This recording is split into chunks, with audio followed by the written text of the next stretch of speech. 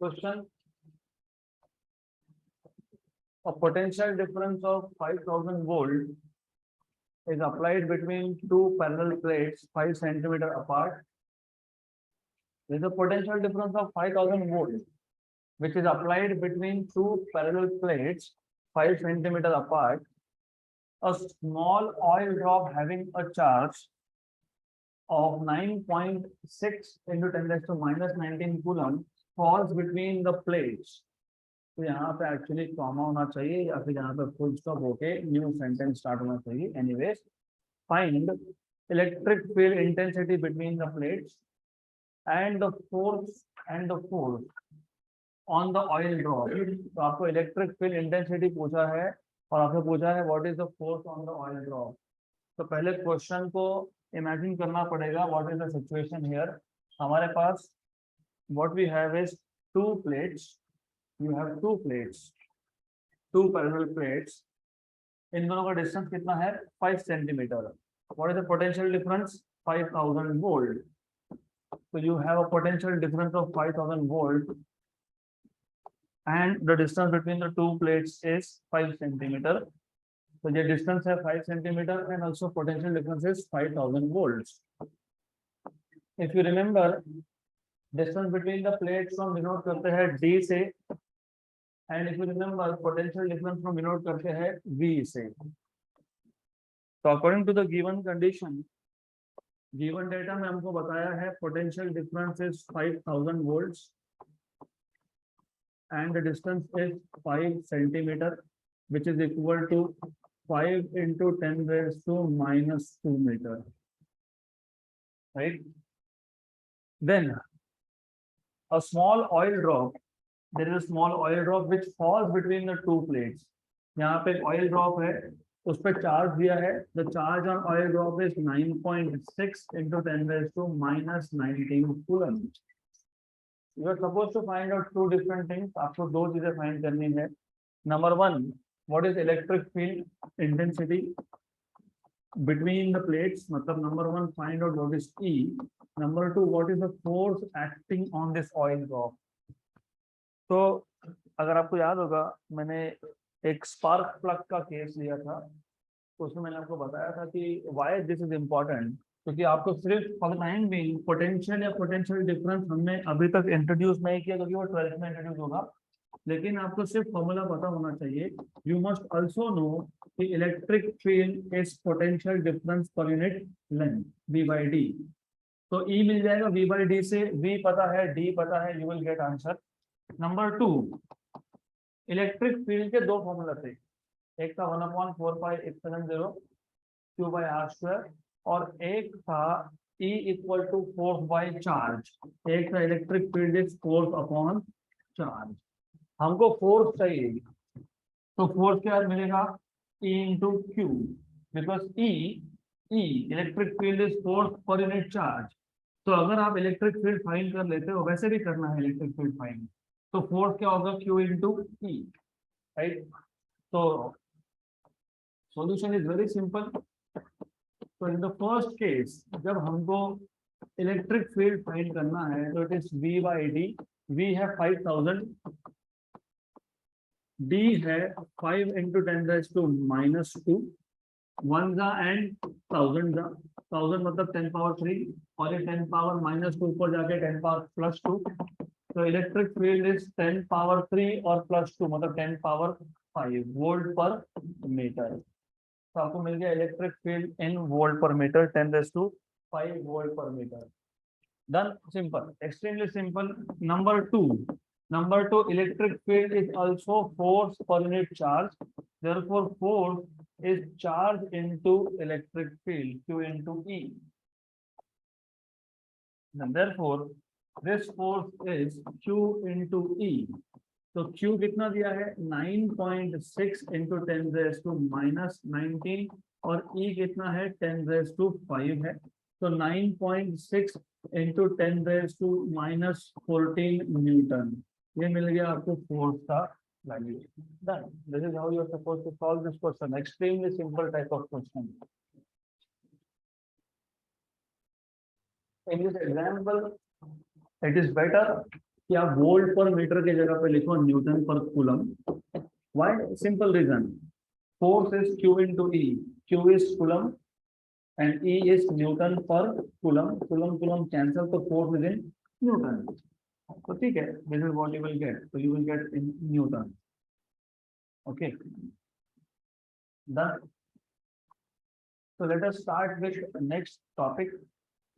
So now it is time for us to start with next theoretical topic, that is electric flux.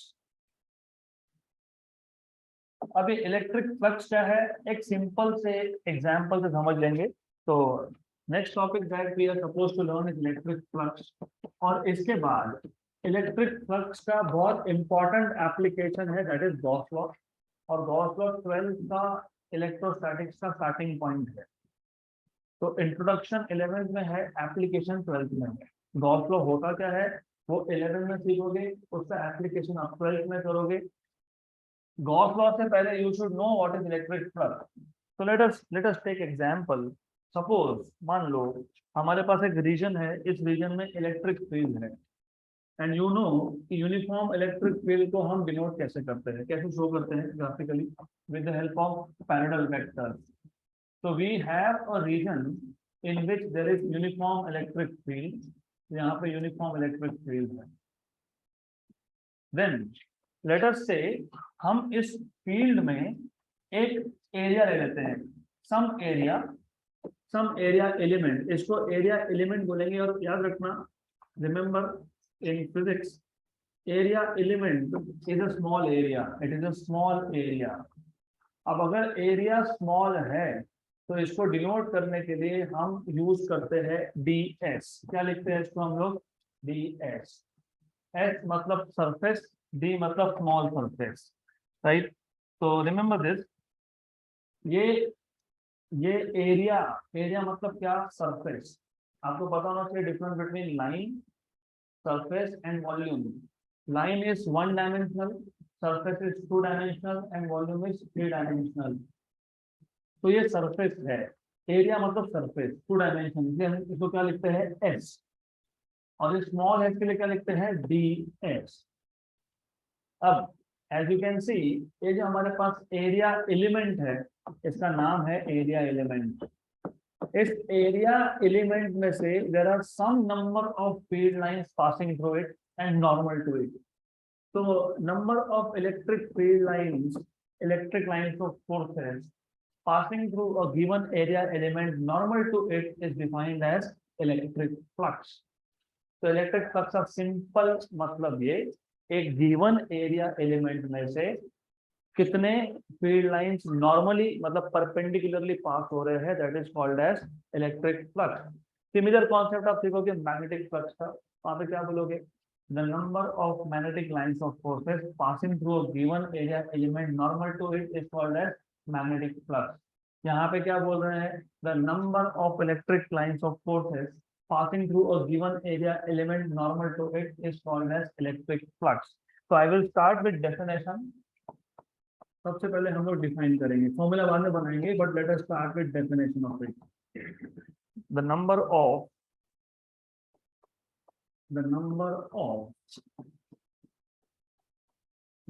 Of electric lines of forces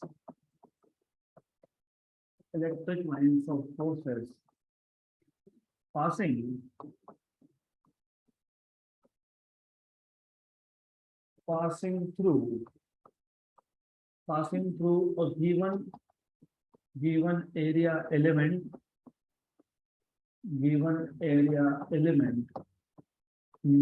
normally another perpendicular is known as electric flux. Is known as electric flux. Another clear? Is this clear? अब हमेशा ऐसा होता नहीं है कि हमारे पास जो element है वो मतलब electric field is always perpendicular, ऐसा होगा नहीं. It is not always the same case. मैंने जो पहला डायग्राम ड्रॉ किया है उसमें electric field lines given surface से कैसे पास हो रहे हैं, नॉर्मल परपेंडिकुलर, बट हमेशा ऐसा होगा ही, यू कैन नॉट से।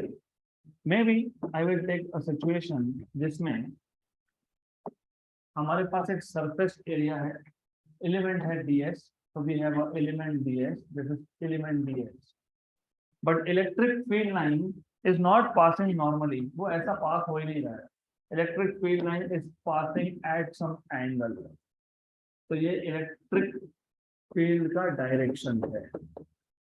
और आपको पता है electric field start from positive and ends at negative. Good, ये प्लस माइनस नहीं भी लिखोगे तो कोई दिक्कत नहीं है, लिखोगे, लेकिन हमको यहाँ पे फ्लक्स का इक्वेशन चाहिए, मैथमेटिकल इक्वेशन चाहिए। अब तक हमने चैप्टर नंबर 2 जिसमें हमने वेक्टर्स और स्केलर्स में फिजिकल क्वांटिटी को स्प्लिट किया था, हमने कैटेगरी बना ली थी physical quantities which require only magnitude for its complete specification, complete description is known as scalar quantity, and the physical quantities which require both magnitude as well as direction are known as vector quantities। और area अगर आपको याद होगा तो area हमने define किया था scalar, लेकिन यहाँ पे अब हमको एरिया को बनाना है वेक्टर। ये एरिया क्या है, ds। अब एरिया को वेक्टर बनाना है तो मैग्नीट्यूड तो ऑलरेडी है, सिर्फ डायरेक्शन स्पेसिफाई करना पड़ेगा। तो हम क्या करते हैं, इस एरिया पे एक नॉर्मल मतलब परपेंडिकुलर ड्रॉ कर देते हैं और इस डायरेक्शन को बोल देते हैं हम लोग this is the direction of area element, right. ऐसा क्यों किया, 2 मिनट में क्लियर हो जाएगा। इलेक्ट्रिक फ्लक्स का डेफिनेशन क्या था, number of electric lines of forces passing through area element normal to it. लेकिन हमारे पास एक सिचुएशन ऐसा आ गया जिसमें एरिया एलिमेंट भी है, इलेक्ट्रिक फील्ड भी है, बट इलेक्ट्रिक फील्ड ये परपेंडिकुलरली पास नहीं हो रहा, it is not passing normal to given area element. फिर हमने क्या किया, हमने एरिया को ही वेक्टर बना दिया। एरिया को वेक्टर बनाया तो डायरेक्शन देना पड़ेगा, डायरेक्शन क्या है, फिर एरिया पे नॉर्मल ड्रॉ कर दो, that is direction of the area. तो ds bar is area element which is a vector quantity. The angle between electric field and area element is theta. Now if you remember, electric flux का तो strict condition है, electric flux का condition change नहीं हो सकता, electric field lines normally ही पास होने चाहिए। अगर इलेक्ट्रिक फील्ड लाइन नॉर्मली पास होते हैं तो ही आप उसको इलेक्ट्रिक फ्लक्स बोल सकते हो, नहीं तो नहीं बोल सकते, सिंपल है। तो हम क्या करेंगे, हम वेक्टर्स का नॉलेज यूज करेंगे। वेक्टर्स में अगर आपको याद होगा, projection of one vector on another vector. तो what we will do is, हम इस इलेक्ट्रिक फील्ड के 2 कंपोनेंट्स कर लेंगे। एक कंपोनेंट होगा यहाँ पे which is perpendicular to the area element। तो remember what we are doing is, हम इलेक्ट्रिक फील्ड के 2 कंपोनेंट्स कर रहे हैं। एक कंपोनेंट है इलेक्ट्रिक फील्ड का परपेंडिकुलर टू द एरिया, मतलब projection of E bar on ds बार, और दूसरा उसका कंपोनेंट है, यू मस्ट नो, अगर ये पहला कंपोनेंट है तो दूसरा कंपोनेंट पहले कंपोनेंट को परपेंडिकुलर ही होता है, राइट। और जो कंपोनेंट एंगल को लग के हो वो हमेशा कॉस कंपोनेंट होता है। कौन सा होता है वो, कॉस कंपोनेंट। ये किसका कंपोनेंट है, ई बार का, और कौन सा कंपोनेंट है, कॉस कंपोनेंट। तो ये कौन है, ई कॉस थीटा, और फिर ये कौन है, ई साइन थीटा। यहाँ तक clear, is it clear. Electric flux define करना था, कंडीशन था electric line must pass perpendicular to the area, नहीं है तो हमने एरिया को वेक्टर बना लिया। एरिया के वेक्टर में और इलेक्ट्रिक फील्ड में एंगल है थीटा।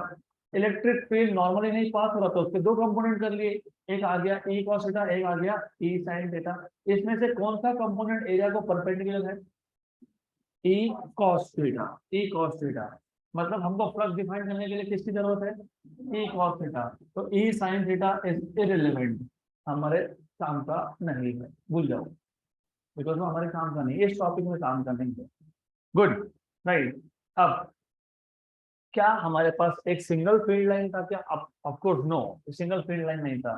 तो मैं सिंगल फील्ड लाइन क्यों दिखाया, just to make things simple for you. लेकिन ऐसे बहुत सारे इलेक्ट्रिक फील्ड लाइंस होंगे, तो there will be many such electric field lines. तो यहाँ पे बहुत सारे इलेक्ट्रिक फील्ड लाइंस है। तो बहुत सारे इलेक्ट्रिक फील्ड लाइंस है, तो सारे के सारे इलेक्ट्रिक फील्ड का एक एक कंपोनेंट क्या है, परपेंडिकुलर है। किसको परपेंडिकुलर है, एरिया को परपेंडिकुलर है। गुड। तो मुझे अगर फ्लक्स डिफाइन करना है, by definition of flux, well by the way flux को हम डिनोट करते हैं फाई से, क्योंकि ये एरिया स्मॉल था। अगर एरिया स्मॉल हो तो नंबर ऑफ फील्ड लाइन भी कम पास होते हैं, मतलब फ्लक्स भी क्या होता है, कम होता है। तो फ्लक्स इज ऑल्सो स्मॉल। तो flux through small area is denoted by d phi. This is equal to, by definition, number of field lines passing through area normally. कौन सा कंपोनेंट नॉर्मली पास होता है, E cos थीटा, राइट। अब electric field normally is continuous. Continuous मतलब electric field normally is basically, अगर आपको याद होगा, इट इज क्राउडेड। तो इलेक्ट्रिक फील्ड नॉर्मली क्राउडेड होता है।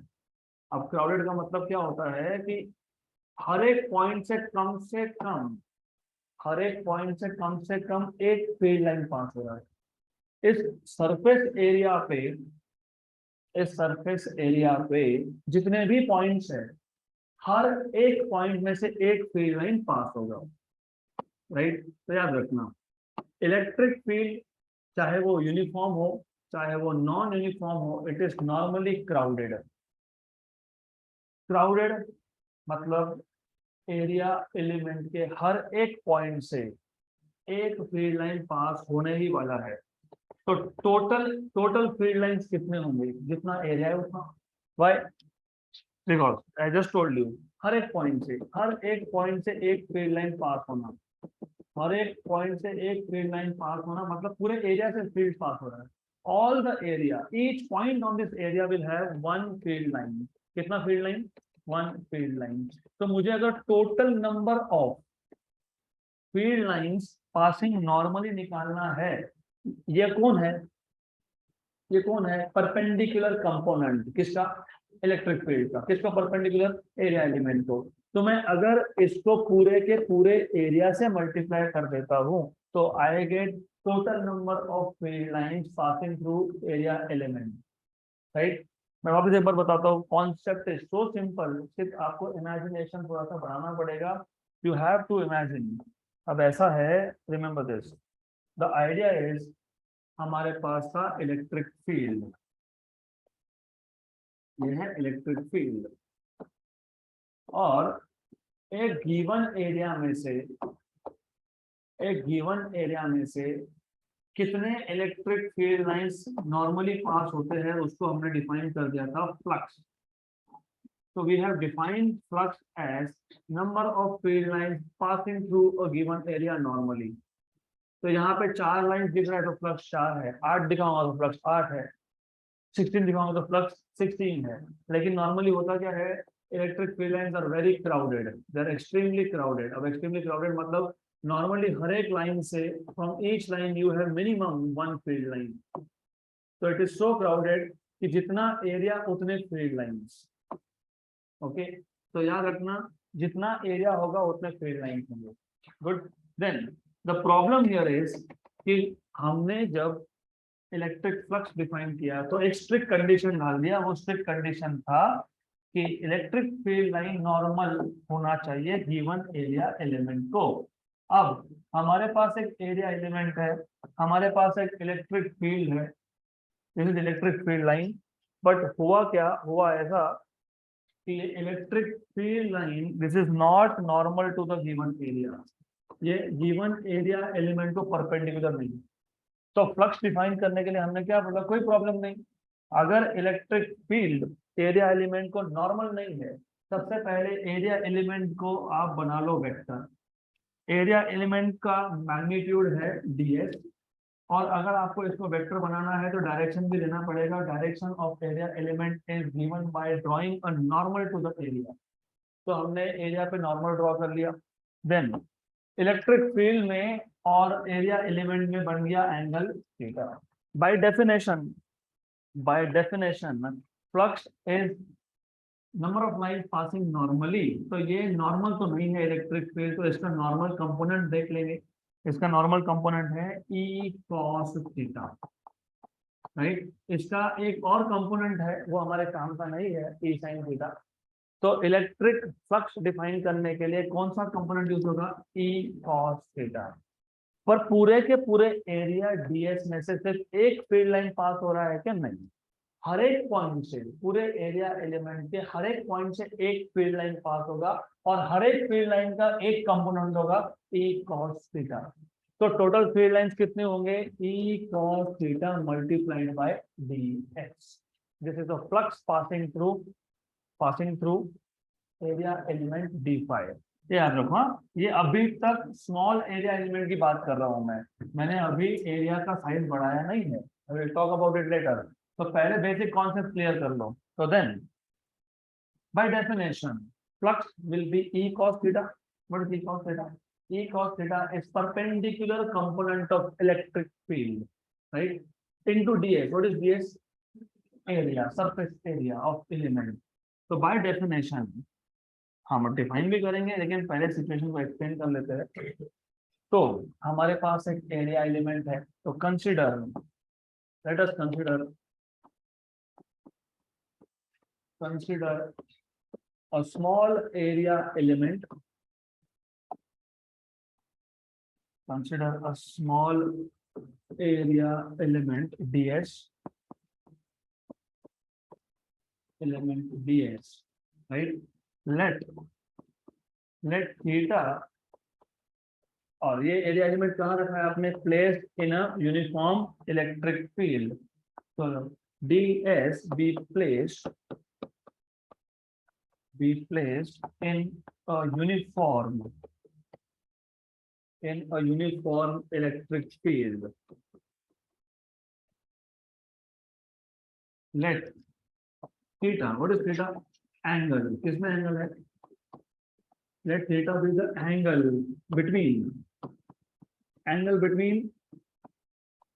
between electric field and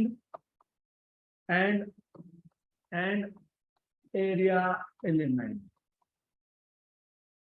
right? By definition electric flux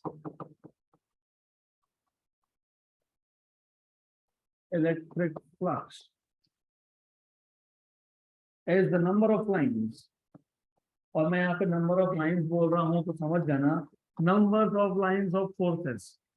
By definition electric field is the number of lines passing perpendicular to the element. Therefore ध्यान यहाँ पे चाहिए मुझे, not for a second, यहाँ देखना नहीं, यहीं पे। तो by definition electric flux is the number of lines passing perpendicular to the element. Therefore electric flux d phi, और मैं बार बार बता रहा हूँ d मतलब स्मॉल, तो जहां पे डी आई मतलब समझना स्मॉल, और स्मॉल फ्लक्स तब आएगा जब एरिया एलिमेंट स्मॉल हो, अभी एरिया एलिमेंट स्मॉल है, right. Then electric flux d phi is, कैसे डिफाइन करोगे, is equal to perpendicular component, किसका परपेंडिकुलर कंपोनेंट, एरिया का नहीं, इलेक्ट्रिक फील्ड का, इलेक्ट्रिक लाइन का perpendicular component of electric field line. किसको परपेंडिकुलर, एरिया को perpendicular, into area of the element, by definition है ये, this is by definition, remember this, good.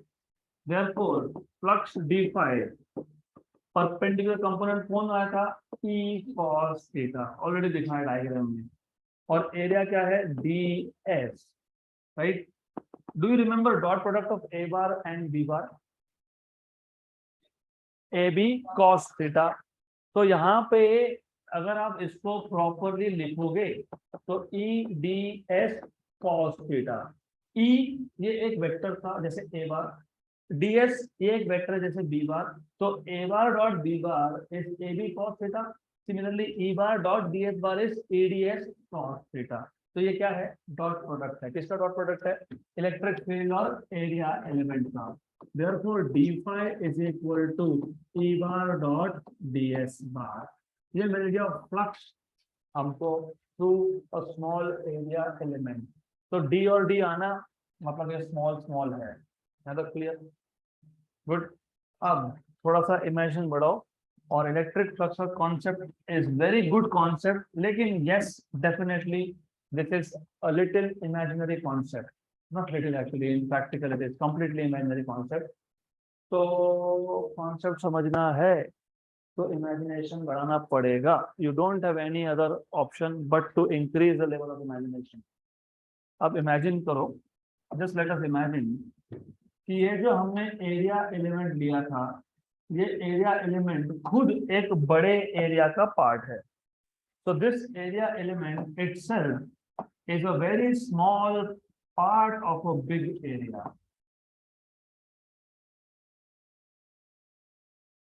Okay, so the area element itself is a very small part of the big area. अब अगर electric field है तो electric field biased नहीं होता, ऐसा नहीं होगा कि इलेक्ट्रिक फील्ड सिर्फ यहीं से पास होगा, no. if there is electric field, that electric field will pass from every point of this big area। हमने अभी तक क्या किया, हमने सिर्फ एक स्मॉल एरिया लिया था, उस स्मॉल एरिया ds में से हमने देखा कितना फील्ड पास हो रहा है, कितना इलेक्ट्रिक फील्ड लाइन पास हो रहा है, that is what we have checked. But if in region, अगर एक रीजन में इलेक्ट्रिक फील्ड है तो इलेक्ट्रिक फील्ड तो हर एक जगह से पास होगा, electric field will pass from every point, यहाँ से भी पास होगा, यहाँ से भी पास होगा, यहाँ से भी पास होगा, it will pass through every point, right. अच्छे से समझना है, और अच्छे से समझना है तो उसके लिए एक छोटा सा काम करो, एक पॉइंट चार्ज डाल दो स्फीयर के अंदर। Let us put a positive charge, positive point charge. Now tell me, what is the direction of electric field due to a positive point charge? Away। Excellent, ये पता होना चाहिए, this is away। तो हमारे पास एक पॉजिटिव पॉइंट चार्ज है, तो रिमेंबर अगर हमारे पास एक पॉजिटिव पॉइंट चार्ज है तो उसका इलेक्ट्रिक फील्ड हर डायरेक्शन में अवे होगा, यहाँ से भी पास होगा, it will also pass through here, it will also pass through somewhere over here, it will also pass through here, right, it will also pass through this direction, it will also pass through this direction। यहाँ तक clear, तो हर जगह से electric field पास हो रहा है। तो अब हमने अभी तक फ्लक्स डिफाइन किया थ्रू अ स्मॉल एरिया, लेकिन अगर ये स्मॉल एरिया खुद एक बड़े एरिया का पार्ट है, if it is itself a part of big area, तो फ्लक्स सिर्फ एक एलिमेंट से पास होगा ऐसा नहीं होता है, flux will pass through everywhere. इसका मतलब मैं ऐसे ही एरिया एलिमेंट दूसरी जगह पे भी ले सकता हूँ, यहाँ से भी फ्लक्स पास होगा, मैं यही एरिया एलिमेंट कहीं और भी ले सकता हूँ, यहाँ से भी फ्लक्स पास होगा, तो flux will also pass through this area. ऐसा मैं पूरे के पूरे बड़े स्फीयर को, इस बड़े स्फीयर का टोटल एरिया था S, और हर एक छोटे एलिमेंट का एरिया है ds। तो अगर हमको टोटल फ्लक्स फाइंड करना है, मैं बार बार एक चीज बार बार बोलता हूं मैं, there is a region behind it, d मतलब आपने अभी तक टोटल फ्लक्स कंसीडर नहीं किया, आपने सिर्फ एक छोटे एरिया में से कितना फ्लक्स है वो देखा। अगर मुझे टोटल फ्लक्स फाइंड करना है तो क्या करेंगे, यहाँ से फ्लक्स कितना है डी फाइव, यहाँ से कितना है डी फाइव, यहाँ से कितना है डी फाइव, और डी फाइव, और डी फाइव, और डी फाइव, और डी फाइव, तो सब डी फाइव को क्या करना पड़ेगा, ऐड। जब कंटिन्यूअस डिस्ट्रीब्यूशन हो तो एडिशन को बोलते हैं integration, that is why chapter number 2 में इंटीग्रेशन हमने इन डिटेल देखा था। तो if this area element ds, if this area element ds is itself a part of a part of larger surface S, then the total flux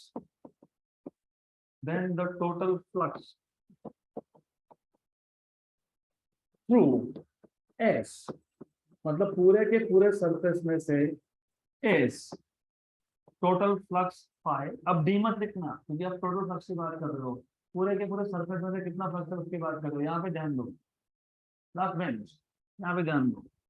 तो कैसे करोगे आप, D five plus D five plus D five plus D five. लेकिन जब आपके पास surface element, छोटे छोटे elements continuously distributed हो, तो जब कंटिन्यूस डिस्ट्रीब्यूशन हो तब नंबर हो जाता है uncountable, you can not count.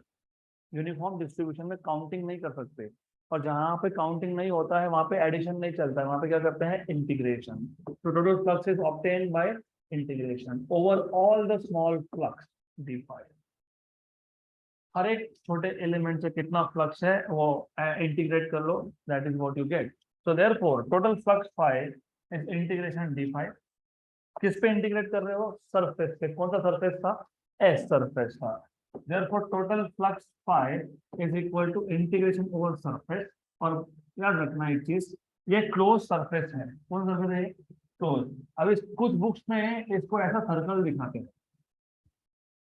Integration के ऊपर सर्कल डालते हैं। तो कुछ नया नहीं है, वो इंटीग्रेशन के नॉर्मल रूल्स ही अप्लाई होंगे। सिर्फ सर्कल मतलब ओवर क्लोज सरफेस, क्योंकि ये जो बड़ा सरफेस था वो क्या था, क्लोज था। दैट इज वाई ये क्या डालते हैं यहाँ पे, सर्कल। गुड, तो do not worry, it's okay. Then d phi, what is d phi, E bar dot d s bar, E bar dot d s bar. तो टोटल फ्लक्स का formula क्या आ गया, integration over close surface E bar dot d s bar. ये concept अगर system में बैठा तब जाके गॉस का समझेगा, नहीं तो गॉस का समझ में नहीं आएगा। गॉस का समझ में आया तो डिफिकल्ट से डिफिकल्ट क्वेश्चन में इलेक्ट्रिक फील्ड इजीली सॉल्व होता है। तो थोड़ा इमेजिन बढ़ाओ, हमारे पास एक रीजन है जिसमें इलेक्ट्रिक फील्ड है। मैं कुछ भी ड्रॉ नहीं करूंगा यहाँ पे, you have to imagine now. We have a region of space in which you have uniform electric field. सबसे पहले uniform electric field is generated by set of parallel vectors of the same length, right, having the same direction. Parallel बोल दिया तो direction same है ही। इस reason में मैंने एक स्मॉल एरिया एलिमेंट रख दिया। इस स्मॉल एरिया एलिमेंट में से कितने फील्ड लाइंस पैरेलल, पैरेलल ना, परपेंडिकुलर, एरिया एलिमेंट को कितने परपेंडिकुलर पास होते हैं, that is nothing but, that is nothing but, that is nothing but flux, electric flux. ये था एरिया एलिमेंट। इस एरिया एलिमेंट को कितने फील्ड लाइंस परपेंडिकुलर पास हो रहे हैं, that is flux. Number of lines, मैंने एक ही दिखाया, बाकी भी होंगे, right, but not always you will have perpendicular, you will have situation something like this, right. देखो अच्छे से, इलेक्ट्रिक फील्ड ये एरिया को परपेंडिकुलर नहीं है क्या, नहीं है, राइट, गुड, नहीं है। तो फिर हमको क्या चाहिए था, परपेंडिकुलर। तो हम क्या लेंगे, प्रोजेक्शन, हम क्या लेंगे, कंपोनेंट। इलेक्ट्रिक फील्ड का कौन सा कंपोनेंट एरिया को परपेंडिकुलर है, ई कॉस थीटा। तो what will be flux, E cos theta into ds। क्यों ds, क्योंकि इस सरफेस के हर एक पॉइंट से एक ई कॉस थीटा पास होगा। तो total number of lines will be E cos theta into dx। लेकिन ये जो फ्लक्स था ये स्मॉल एरिया में से था। ये स्मॉल एरिया एलिमेंट खुद एक बड़े एरिया का छोटा सा पार्ट है। इसका मतलब ये है कि ऐसे बाकी के भी एलिमेंट्स होंगे और हर एक उस एलिमेंट से इलेक्ट्रिक फील्ड लाइन पास होगा। मुझे टोटल फ्लक्स निकालना है तो हमको हर एक एरिया एलिमेंट का फ्लक्स फाइंड करना पड़ेगा और सबको ऐड करना पड़ेगा। यहाँ पे एडिशन को बोलते हैं इंटीग्रेशन। तो total flux will be integration over each area element. हर एक एरिया एलिमेंट से कितना था, d5, और क्या कर दिया हमने, इंटीग्रेट। तो टोटल फ्लक्स क्या आ गया, इंटीग्रेशन d5 मतलब इंटीग्रेशन e बार डॉट ds बार। तो कौन सा समझ में आया, अच्छे समझ में आया। अब कुछ रह गया तो ऐसा यूनिट एंड डायमेंशंस। तो देखो flux is electric field multiplied by area, right? तो इलेक्ट्रिक फील्ड का ऐसा यूनिट क्या है, वोल्ट पर मीटर, और एरिया का क्या है, metre square, metre metre cancel, तो व्हाट इज ऐसा यूनिट, वोल्ट मीटर। तो therefore SI unit of flux is volt metre. इसको और एक नाम है, इसको वेबर बोलते हैं, वेबर, वो हम मैग्नेटिज्म में डिफाइन करेंगे, but it is called as weber also, right. Then what about dimensions, dimensions, electric field के डायमेंशंस फाइंड करो। What is electric field, force upon charge, what is force, m1 l1 t minus 2, what is charge, a1 t1, current into time, current is charge upon time, charge is current into time, ऊपर जाएगा तो electric field के dimension आएंगे m1 l1 t minus 3 a minus 1, electric field हो गया, into क्या है, area, area क्या होता है L2, तो electric field into area, electric field E into area, area है L2, तो क्या आ गया m1 l3 t minus 3 a minus 1, these are the dimensions of electric flux, m1 l3 t minus 3 a minus 1, so that I will leave for you as homework, क्योंकि NEET में question आया था, find out the dimensions of electric flux, तो पता होना चाहिए electric flux के dimensions क्या है, तो you can find out very easily. Electric field के डायमेंशंस फाइंड करो, एरिया के तो पता होता ही है, दोनों को मल्टीप्लाई कर दो, डन, गुड।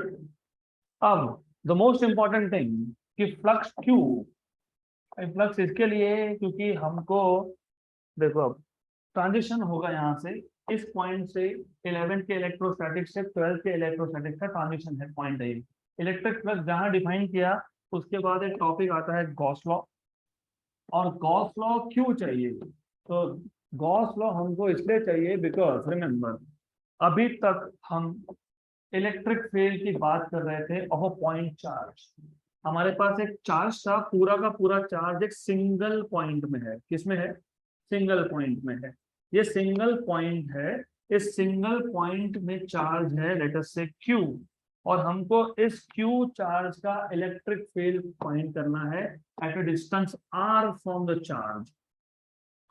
जब पूरा का पूरा चार्ज एक सिंगल पॉइंट में है, तो हम electric field at a given point find करने के लिए क्या बोलते हैं, 1/4 pi epsilon 0 Q by r square. अब इमेजिन रियल लाइफ सिचुएशन में हमारे पास पॉइंट पे चार्ज होता नहीं है, may be charge is on a sphere, एक स्फीयर है, इसको हम बोलते हैं कंडक्टिंग स्फीयर, सपोज इस कंडक्टिंग स्फीयर का रेडियस कैपिटल R है, और एक पॉइंट है at a distance small r distance पे, ये जो कंडक्टर है इस पे जो चार्ज है, इस चार्ज का इलेक्ट्रिक फील्ड फाइंड करना है, राइट। अब प्रॉब्लम क्या है, प्रॉब्लम स्टार्ट फ्रॉम हियर, कि यहाँ पे जब पॉइंट चार्ज था तो डिस्टेंस का कोई दिक्कत ही नहीं था, डिस्टेंस कहाँ से मेजर करोगे, पॉइंट चार्ज से मेजर करोगे, लेकिन जब चार्ज एक स्फीयर पे है तो डिस्टेंस कहाँ से मेजर करूँ, मैं सरफेस से मेजर करूँ, सेंटर से मेजर करूँ, दूसरे साइड से मेजर करूँ, यहाँ से मेजर करूँ, बीच में से कहीं से मेजर करना है, डिस्टेंस डिस्टेंस लेना कहाँ से, that becomes a big problem. और रियल लाइफ में सिर्फ स्फीयर पे चार्ज होता है ऐसा नहीं है, रियल लाइफ में हमारे पास, रियल लाइफ में सबसे ज्यादा यूज करते हो वायर्स, सबसे ज्यादा वायर्स यूज होते हैं, तो हमारे पास लॉन्ग स्ट्रेट वायर है, इन्फिनाइटली लॉन्ग वायर है, और इस पूरे के पूरे वायर पे चार्ज है, और ऐसा पूछा है बताओ what is the electric field due to this long straight conducting wire. नहीं तो पॉइंट चार्ज का फील्ड का फॉर्मूला तो नहीं अप्लाई होगा ना, अभी तक आपने क्या सीखा, 1/4 pi epsilon 0 Q by r square, किसका इलेक्ट्रिक फील्ड है, पॉइंट चार्ज है, तो कौन सा पॉइंट चार्ज है, पॉइंट चार्ज नहीं, करेक्ट, तो सेम फॉर्मूला तो यूज कर नहीं सकते, तो कुछ नया चाहिए, वो है गॉस लॉ। या फिर और एक सिचुएशन आ सकता है, फॉर एग्जाम्पल मेरे पास एक थिन प्लेन शीट है, तो I have a paper thin plane sheet, इस पूरे पेपर थिन प्लेन शीट पे if I put charge, so suppose we have a paper thin sheet, plain sheet of paper, इस पे पूरे के पूरे शीट पे यूनिफॉर्मली डिस्ट्रीब्यूटेड पॉजिटिव चार्ज, और आपको पूछा बताओ एक पॉइंट P है जिसका डिस्टेंस R है, बताओ इलेक्ट्रिक फील्ड कितना, कैसे फाइंड करोगे? We don't know. तो द आइडिया इज दिस, मेरे पास एक प्लेन था, इस पूरे प्लेन पे चार्ज डाल दिया, अभी डेफिनेटली पॉइंट तो नहीं है, मतलब charge is not a point charge, electric field बताओ, वी डोंट हैव आंसर, पता ही नहीं कैसे करते हैं। या फिर ऐसा बोल दिया मेरे पास एक रैंडम शेप का कंडक्टर है, रैंडम शेप कंडक्टर, इस पे चार्ज है,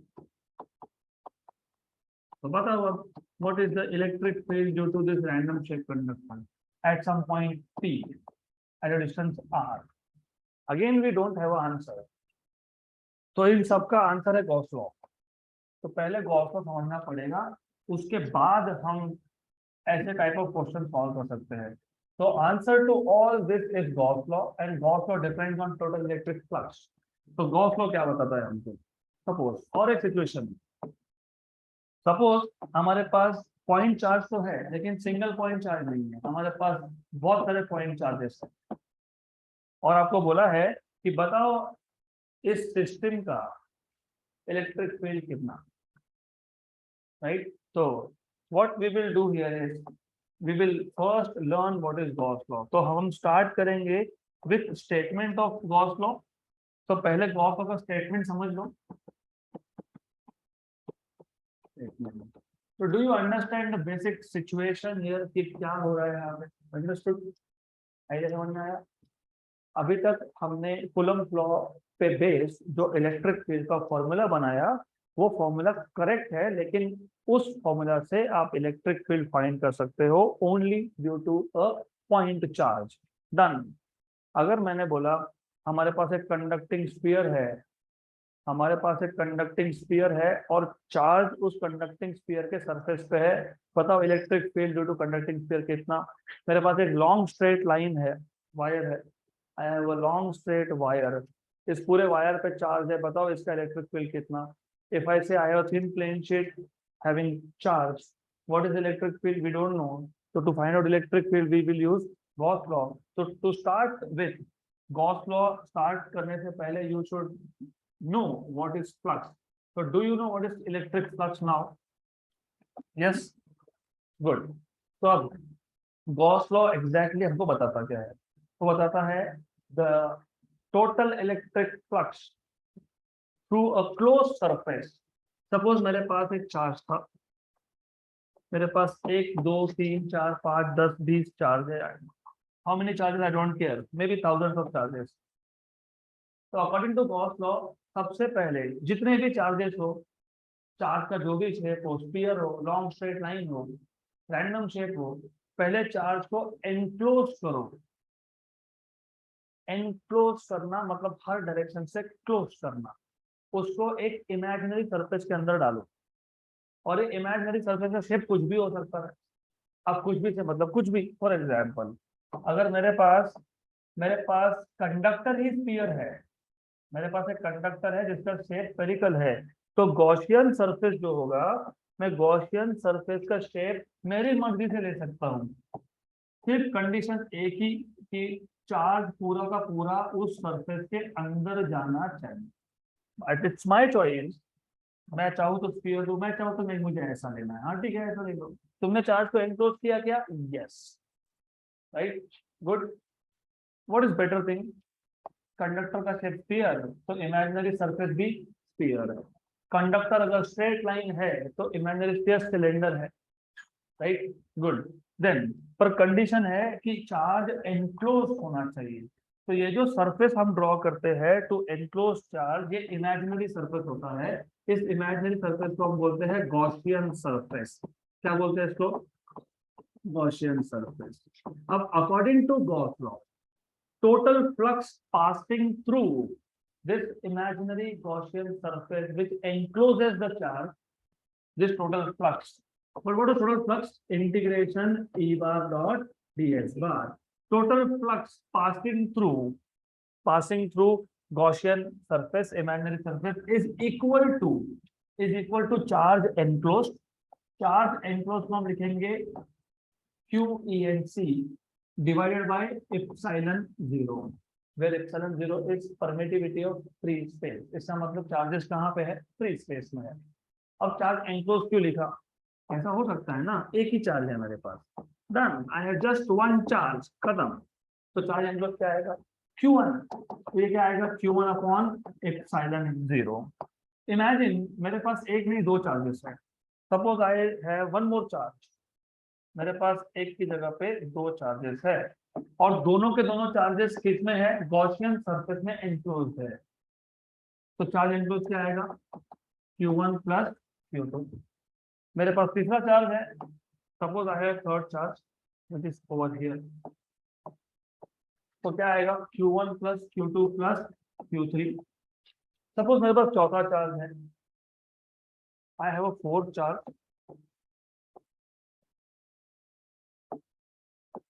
तो total flux, total charge enclose कितना आएगा? Q1 plus Q2 plus Q3।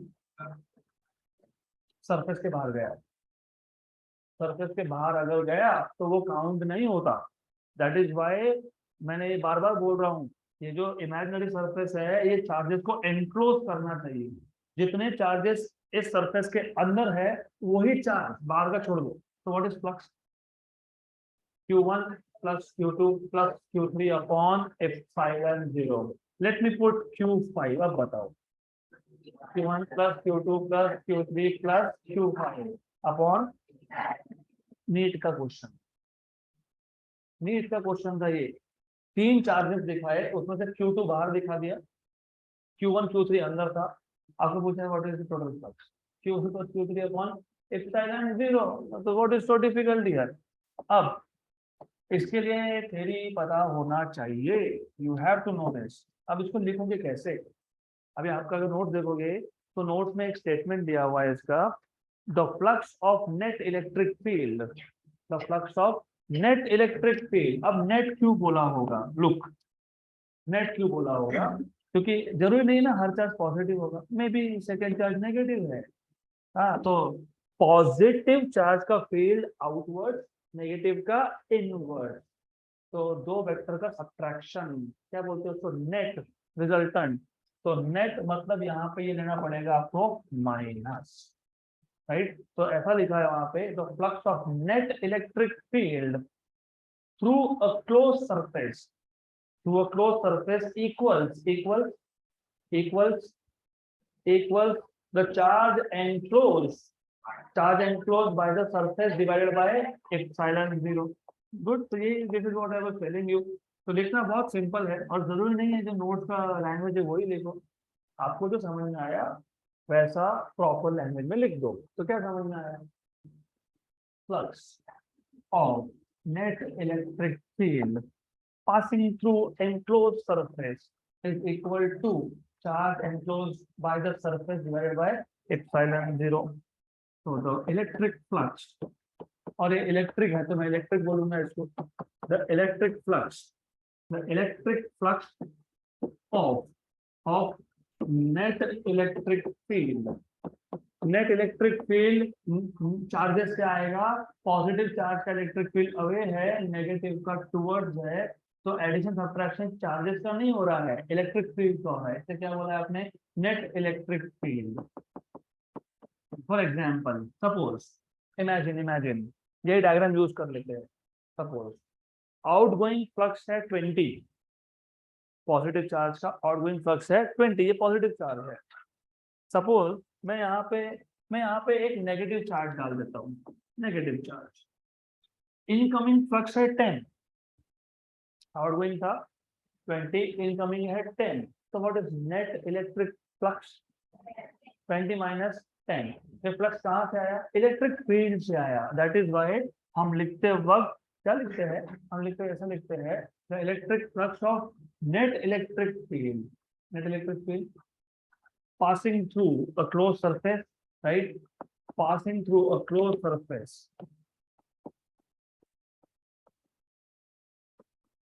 passing through a closed surface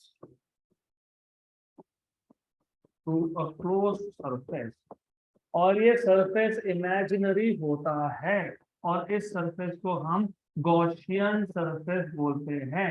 अगर ये सरफेस स्फीयर हुआ तो गॉसियन स्फीयर बोलेंगे, अगर ये इमेजिनरी सरफेस सिलेंड्रिकल हुआ तो इसको गॉसियन सिलेंडर बोलेंगे। तो electric flux of net electric field passing through a close surface equals, equal मतलब is equal to, is equal to, is equal to, किसको इक्वल है ये? लिखा है यहाँ पे, लिखा है electric flux is equal to, और charges enclosed is equal to net charge enclosed, net charge enclosed by the surface, by the surface divided by epsilon 0, divided by epsilon 0। मतलब गॉस लॉ हम जिस फॉर्म में सीख रहे हैं उस case में सराउंडिंग मीडियम एयर या वैक्यूम हो भी सकता है, नहीं भी हो सकता है। अगर सराउंडिंग मीडियम एयर या वैक्यूम नहीं हुआ तो डाल दो epsilon, epsilon is absolute permittivity of medium. Surrounding medium क्या है उसके ऊपर डिपेंड करेगा। वाटर होगा तो 80, राइट, एयर होगा तो एप्सिलॉन 0। 80 क्या था? वाटर का रिलेटिव परमिटिविटी था, ठीक है, that is okay, we will talk about it later. यहाँ तक क्लियर? अब एक्चुअली आपको सिर्फ स्टेटमेंट था 11th में, सिर्फ स्टेटमेंट था, बट विदाउट डेरिवेशन ये याद नहीं रहता है अच्छे से और समझ में नहीं आता है, तो we will also take derivation of this. इसको डिराइव भी कर लेंगे। इसको डिराइव करना है हमको, ये शो करना है total flux charge enclose by epsilon 0। तो कैसे डिराइव करेंगे? Let us take a simple example. Simple example, हमारे पास एक पॉजिटिव चार्ज है plus q at some point. This positive charge plus q is located at some point O, some point O. Gauss law apply करने का first condition, charge enclose होना चाहिए। तो एक इमेजिनरी सरफेस ड्रॉ कर लो, ये इमेजिनरी सरफेस है। You can take surface of any shape, we are taking it like a circle, like a sphere, so like a sphere हो गया, right? Then ये पॉजिटिव चार्ज था, इसको एनक्लोज किया, तो ये आ गया आपके पास गॉसियन सरफेस। अब प्रोसेस समझ लो। प्रोसेस में मेथड मतलब जो प्रोसेस है, step number 1, you have a charge, enclose it in some imaginary surface, random shape surface, then ये जो सरफेस है इस सरफेस के छोटे छोटे पार्ट्स कर लो, मतलब divide this surface, imagine this surface to be made up of large number of small area element, each area element is ds। we know that electric lines of forces of a positive charge, they are directed away from point charge। तो ये आ गया direction of point charge, है ना, direction of electric field, direction of electric field. Electric field का direction क्या होता है? क्या होता है? हाँ, क्या होता है? I am asking you pretty simple question, what is the direction of electric field? Away from positive charge. तो ये डायरेक्शन किसका है? इलेक्ट्रिक फील्ड का। और एरिया एलिमेंट, एरिया एलिमेंट का डायरेक्शन कैसे फाइंड करते हो? कैसे फाइंड करते हो? एरिया एलिमेंट का डायरेक्शन कैसे फाइंड करते हो? मुझे अभी तो बताया, एरिया एलिमेंट का डायरेक्शन कैसे फाइंड होता है, बताओ। How do you find out direction of area element? How do you find out direction of area element? Direction of area element, मैं कॉस थीटा नहीं पूछा आपसे, मैंने पूछा एरिया, ये एक स्केलर क्वांटिटी था, इसको वेक्टर बनाना है तो एक डायरेक्शन एसोसिएट करना पड़ेगा। तो एरिया को वेक्टर बनाने के लिए, एरिया का डायरेक्शन बताने के लिए क्या किया था? परपेंडिकुलर ड्रॉ किया था। किसको?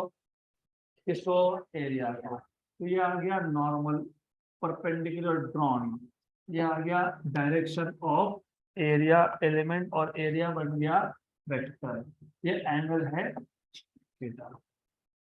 मतलब क्लियर? हमको क्या शो करना है?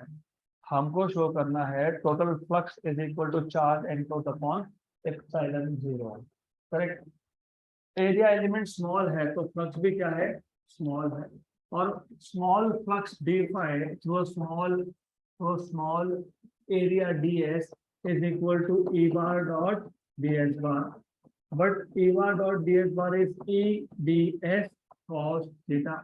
बट डू यू रिमेम्बर, अगर ये डिस्टेंस में r मान लेता हूँ, मतलब पॉइंट से सरफेस तक का डिस्टेंस अगर r है, तो electric field is 1/4 pi epsilon 0 q upon r square.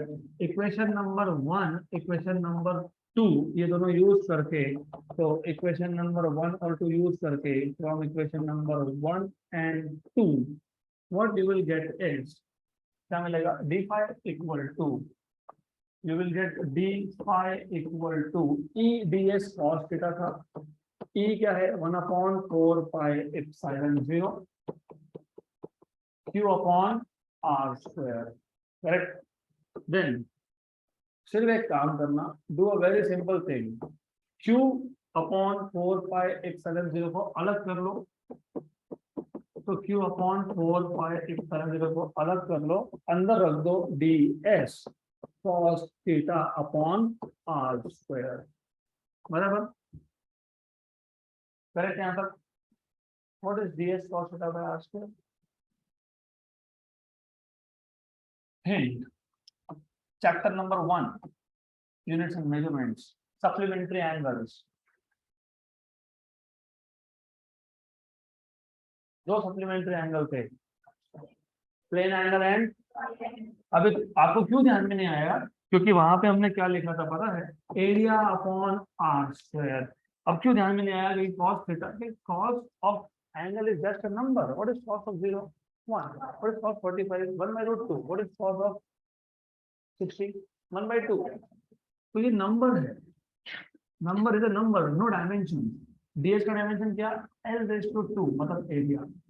Are square क्या? l/2। Area upon area, area upon area, ये कौन था? ये था सॉलिड एंगल। कौन था ये? Solid angle. और सॉलिड एंगल को डिनोट कैसे किया था? ओमेगा से। और स्मॉल सॉलिड एंगल को डिनोट कैसे करोगे? डी ओमेगा से। तो ये ds cos theta by r square कौन है? सॉलिड एंगल है। This is solid angle. अब बोले कि सॉलिड एंगल कहाँ से आ गया? कुछ समझ में ही नहीं आ रहा है, कैसे समझेगा सॉलिड एंगल कहाँ से आया? देखो, ये एरिया एलिमेंट्स आपने हर जगह पे लेके रखे, लिए थे हर जगह पे। यस, पूरा का पूरा सरफेस किससे बना हुआ है? स्मॉल एरिया एलिमेंट से। क्या ये स्मॉल एरिया एलिमेंट सेंटर पे एक सॉलिड एंगल बनाएगा? यस, बनाएगा। तो वो solid angle D omega is the angle subtended by small area at the centre. तो ये यहां से आता है। एरिया जहां जहां लिया, एरिया हमेशा सॉलिड एंगल बनाता है, ये पता होना चाहिए। Angle between two lines is a plane angle, but when you look at an object, may be you are looking at this mobile phone, ये एक स्ट्रेट लाइन है क्या? नहीं, it is two dimension. So when you look at this mobile phone, this area will subtend a solid angle at your eye. But if you look at this stand, it looks like a straight line, isn't it? Right? Correct. So this will subtend plane angle. Good. तो ध्यान रखो, ये कौन है? ये कौन है? Solid angle है। Correct. ये हमको क्या मिला? हमको मिला flux only through a small area ds। हमको क्या चाहिए? Total flux. क्योंकि the net electric flux, total electric flux, हम यहाँ पे फ्लक्स टू स्मॉल सर्फेस की बात नहीं कर रहे। गॉस लॉ में टोटल फ्लक्स की बात होती है। किसकी बात होती है? Total flux. टोटल फ्लक्स कैसे फाइंड करते हो? इंटीग्रेटिंग। तो टोटल फ्लक्स निकालना होगा, तो how do you find out total flux? By integration. Total flux phi is integration over d phi, right? What is d phi? What is d phi? q upon 4 pi epsilon 0 d omega. Correct? यहाँ तक clear? Flux हर एक small surface से पास होगा। पूरे का पूरे surface को imagine कैसे करके रखा है? ds ds ds ds ds ds ds ds। तो मैंने पहले ही बताया ना, इलेक्ट्रिक फील्ड ऐसा बाइसिंग क्यों करेगा कि मैं इससे पास होगा, इससे मुझे पास नहीं होना, आई डोंट लाइक दिस, ऐसा तो होता नहीं है, जाना तो पड़ेगा। तो कहाँ से जाएगा, हर जगह से जाएगा। मतलब जितने भी एरिया एलिमेंट्स आपने लेके रखे, हर एक डायरेक्शन में से इलेक्ट्रिक फ्लक्स पास हो रहा है, तो हर एक डीएस से वो पास हो रहा है। हमको चाहिए था टोटल फ्लक्स, क्योंकि गॉस लॉ टोटल फ्लक्स की बात करता है, सिंपल। तो इंटीग्रेट कर लो। चार्ज कांस्टेंट है, यस कांस्टेंट है। 4 बाय कांस्टेंट है, यस कांस्टेंट है। इसका जीरो कांस्टेंट है, ऑफ कोर्स कांस्टेंट है, राइट। तो ये सारा का सारा कांस्टेंट इंटीग्रेशन के बाहर। नाउ अगेन यू रिमेंबर कि क्यों हमने इंटीग्रेशन पहले सीखा, ये सब लगता है good.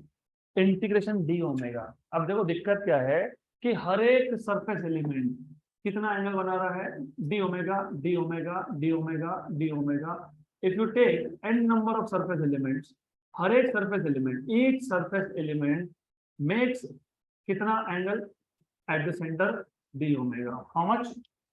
d omega. Each of this, ये भी d omega बनाएगा। अभी इतने सारे व्हाइट लाइंस हो गए कि कुछ समझ में नहीं आएगा हमको यहाँ पे, तो I will have to change the colour of this. ये सरफेस एलिमेंट d omega बनाएगा, दूसरा सरफेस एलिमेंट भी d omega बनाएगा, तीसरा सरफेस एलिमेंट भी d omega बनाएगा। हमको फाइंड करना है what is the total. We are suppose to find out what is the total solid angle. So total solid angle, you know how much is the total solid angle of a sphere? 4 pi. Area of sphere 4 pi r square. तो कहाँ से आया 4 pi? क्योंकि total solid angle कितना बनता है 4 pi. What is volume of a sphere? 4/3 pi r cube, मतलब 4 pi/3 r cube। तो जो 4 pi आता है ना, वो 4 pi पता है कहाँ से आता है? You know, it is the total solid angle। पूरे के पूरे स्फीयर ने अपने ही सेंटर पे कितना एंगल बनाया 4 पाई। तो ये क्या आएगा 4 pi. What is integration of d omega? It is 4 pi. क्या क्या कैंसिल हो गया? 4 pi and 4 pi cancel. Very good. तो क्या बचा? तो टोटल फ्लक्स, क्योंकि हम टोटल फ्लक्स ही फाइंड कर रहे हैं ना, टोटल फ्लक्स 5। लेकिन टोटल फ्लक्स क्या था? Integration E bar dot d s bar. ये क्या आ गया? Q upon epsilon 0। लेकिन क्यू क्या है? चार्ज एनक्लोज है। यही चार्ज था जो अंदर था, तो चार्ज एनक्लोज है। तो आ गया total flux is charge enclose upon epsilon 0, right. तो याद रखना, you need to remember this Gauss law. The total electric flux of net electric field, right? आगे आगे passing through a surface, enclosed surface, right? Passing through a closed surface is equal to net charge enclosed within the surface divided by epsilon 0। और derive करने के लिए हमने method क्या use किया? एक पॉइंट चार्ज लिया।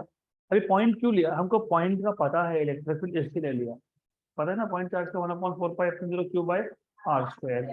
फिर आर डिस्टेंस पे एक रैंडम शेप ले लिया हमने सरफेस, उसको बोलेंगे गॉसियन सरफेस। वो सरफेस कौन है? इमेजिनरी है। मैं बार बार बोल रहा हूँ कि आगे जाके कंफ्यूजन होता है। ये रियल है कि इमेजिनरी है? गॉसियन सरफेस जिसमें से फ्लक्स पास होता है वो हमेशा इमेजिनरी है। इसलिए तो हमारे ऊपर है ना, कोई भी शेप ले लो, राइट।